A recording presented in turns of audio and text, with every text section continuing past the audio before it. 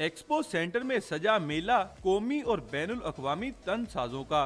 Dev Kamat body builders को देखने शायकीन की बड़ी तादाद खींची चली आई।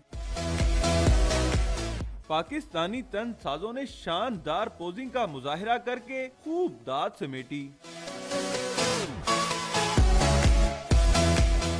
बैनुल अक़वामी तन साज काई ग्रीन ने पाकिस्तानी बॉडी बिल्डर्स को मशवरा दिया कि वो ममनुआ अद्वियात के इस्तेमाल से परहेज करें। गैर मुल्की बॉडी बिल्डर लाहौरी ख्वाबों के भी शौकीन निकले।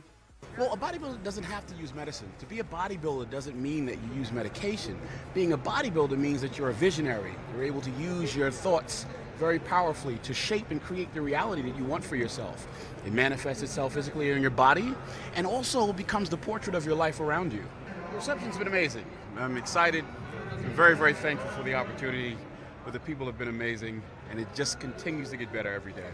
तन साजी का मेला एक्सपो सेंटर में 2 रोज तक जारी रहेगा।